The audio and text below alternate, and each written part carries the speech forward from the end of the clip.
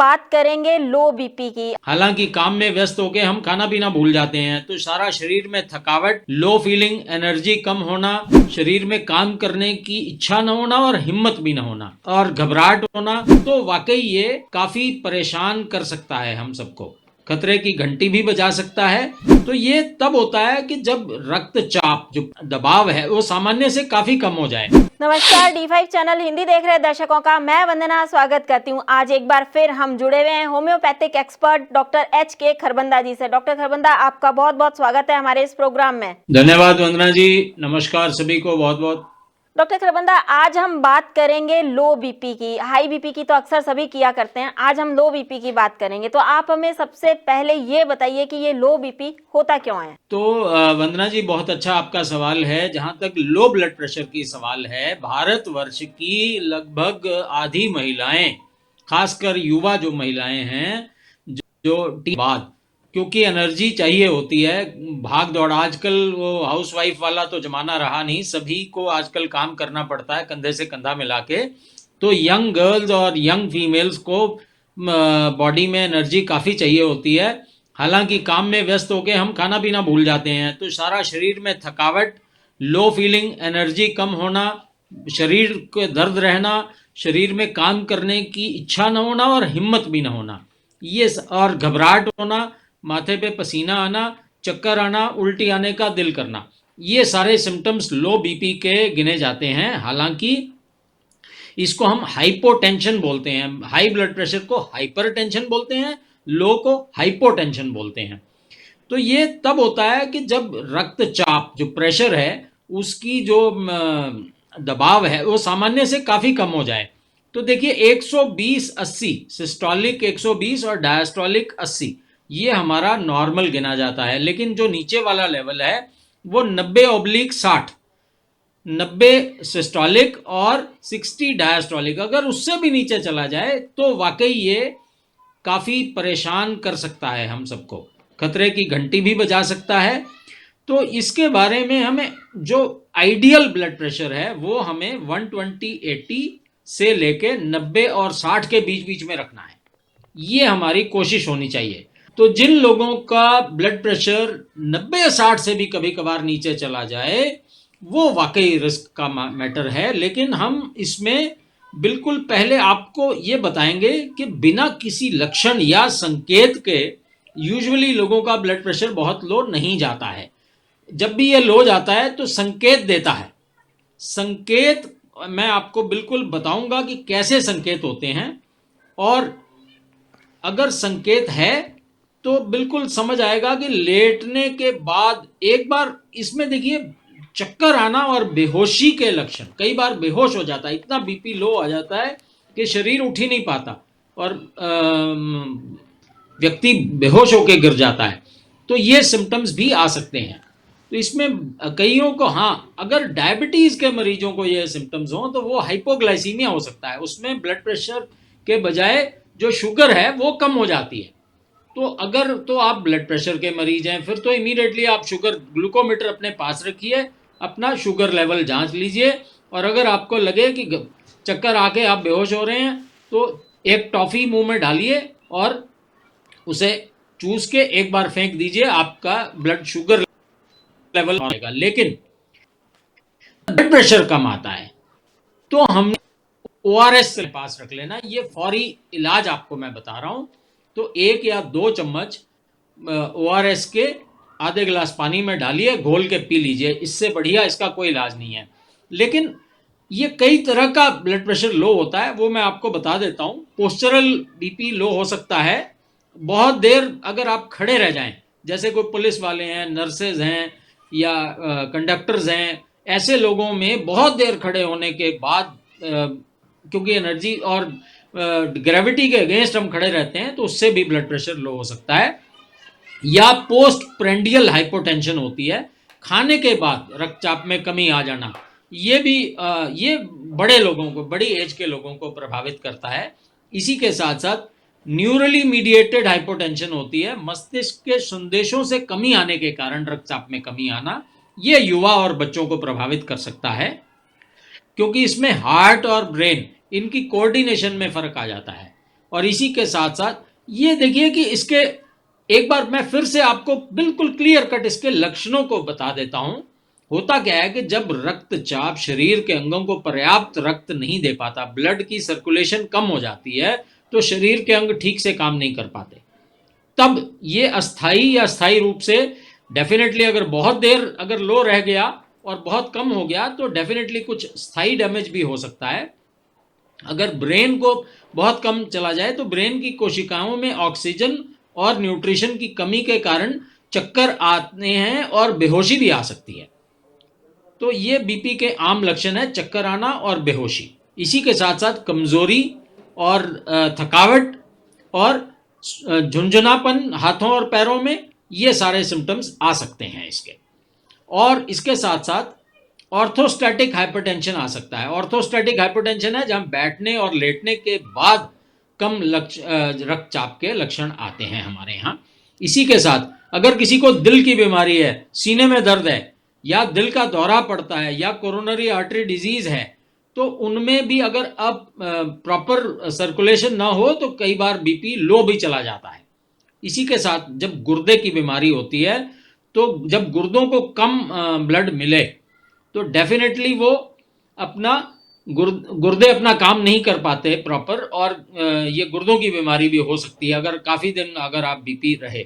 इसी के साथ साथ शॉक, एनाफिलेक्टिक शॉक, ये एक जानलेवा स्थिति है। इस लगातार कम रक्तचाप की वजह से गुर्दे, लिवर, हार्ट, फेफड़े और ब्रेन, ये सारे ऑर्गन फेलियर की तरफ जा सकते हैं अगर लो बीपी लगातार रह जाए काफ़ी दिन।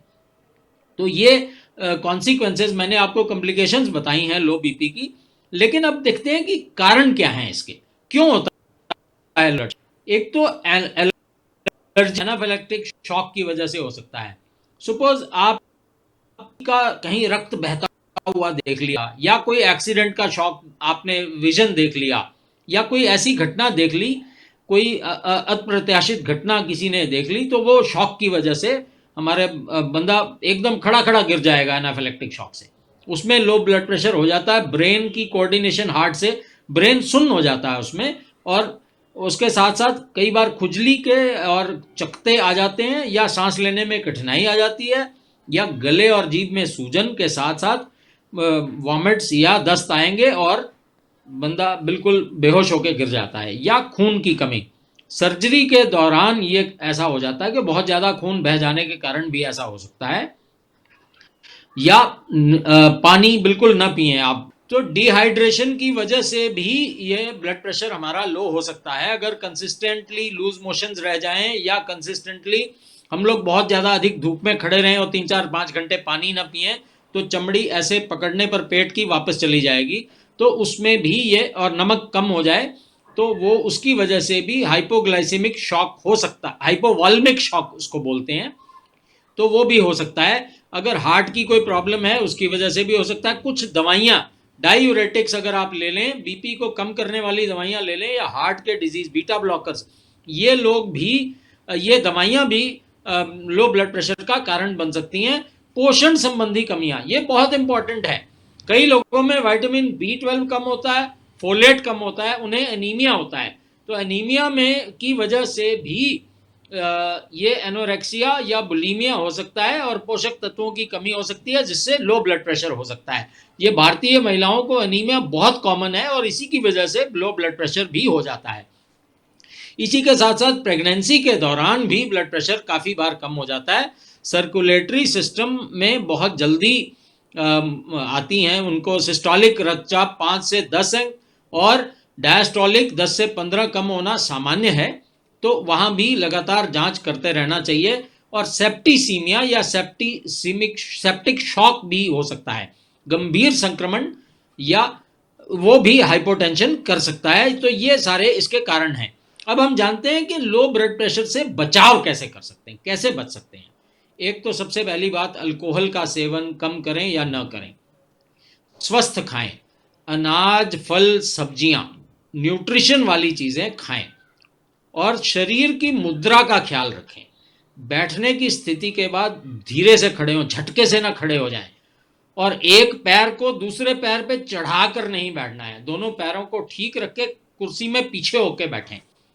ये पोस्चरल हाइपोटेंशन को बचाएगा। अगर आप बहुत देर खड़े हैं तो बीच में 1-2 मिनट का गैप ले लें। सो शरीर की मुद्रा का ध्यान रखें।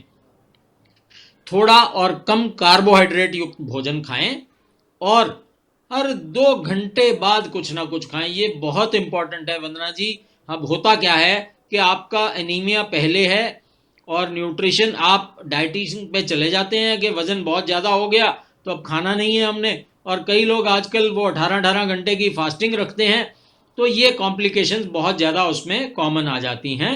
तो हर 2 घंटे बाद चाहे खा लें, चाहे बिस्किट खा लें, चाहे, देखिए बहुत आसान है। महिलाएं बार बार मुझे कहती हैं हम तो सारा दिन बाहर रहते हैं, फुर्सत नहीं मिलती, कॉल पे होते हैं, 18 घंटे की आजकल ऑनलाइन 12 घंटे की हमने बात करनी होती है, बताइए क्या करें, कब खाएं। तो मेरी ये सलाह है, एक मुट्ठी भर ड्राई फ्रूट सभी लोग अपने पर्स में, या महिलाएं खासकर, और हम भी, कोई पुरुष भी अपने पॉकेट में रख सकते हैं, और हर 2 घंटे बाद उसमें से 2-3 पीस जरूर खा लें। आप कॉल के दौरान भी खा सकते हैं, बैठे बैठे आप ड्राई फ्रूट को मुंह में डालना है और कुछ नहीं करना। तो अगर ये आप प्रक्रिया कर लेंगे तो आप बिल्कुल इस समस्या से बच सकते हैं। देखिए निदान इसका यही है, हम इसमें ब्लड टेस्ट करवाते हैं। अगर बार बार आपको ब्लड प्रेशर लो जाता है, बार बार ये सिम्टम्स आते हैं, तो हम इसमें हाइपोग्लाइसीमिया देखते हैं, ब्लड शुगर की जांच होती है, HbA1c की जांच होती है, और एनीमिया की जांच करके जो भी कारण मिलता है जांच में उसका इलाज किया जाता है। हम ECG करवाते हैं, उसमें हमें बिल्कुल प्रॉपर जानकारी मिल जाती है कि कोई हार्ट का इश्यू तो नहीं है। इसके साथ साथ स्ट्रेस का लेवल अगर बहुत हाई है तो वो भी कई बार BP को लो कर देता है। और इसी के साथ साथ अब हम आ जाते हैं कि इसका इलाज कैसे करना है। बता तो दिया, समस्या, कॉम्प्लिकेशन बता दी, कारण बता दी। तो देखिए इलाज में एक तो 2 घंटे बाद कुछ ना कुछ खाना है, ये बहुत इंपॉर्टेंट है। इसके साथ साथ होम्योपैथी की दवाइयाँ इसमें बहुत कारगर हैं।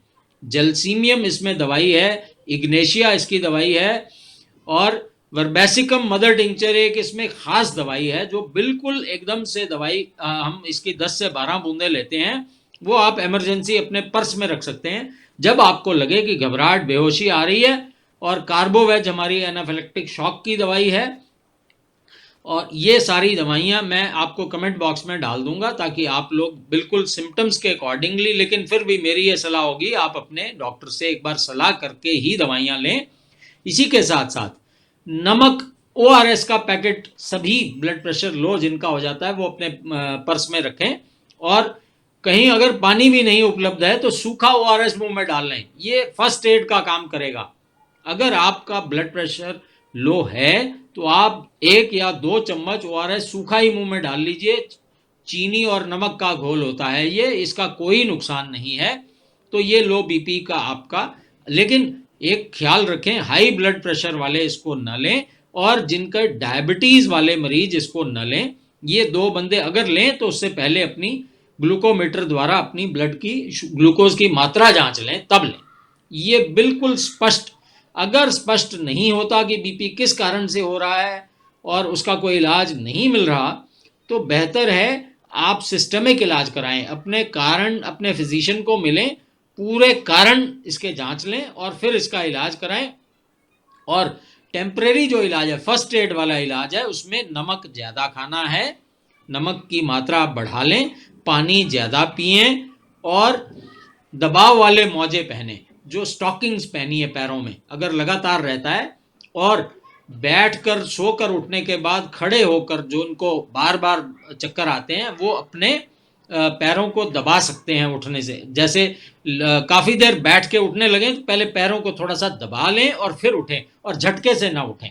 तो ये अगर आप कर लेंगे तो आप काफ़ी फ़ायदे में रहेंगे। डॉक्टर खरबंदा, कहा जाता है कि जिनका BP लो हो उनको कॉफ़ी पी लेनी चाहिए, चॉकलेट खा लेनी चाहिए, ये कहाँ तक सही है? ORS बेस्ट सोल्यूशन है। आपके पास नहीं हो तो कोई भी तरह का चॉकलेट, इसलिए बोलते हैं कि शुगर लेवल डाउन चला जाता है, लेकिन सिर्फ मीठा नहीं, नमक ज़्यादा ज़रूरी है इसमें।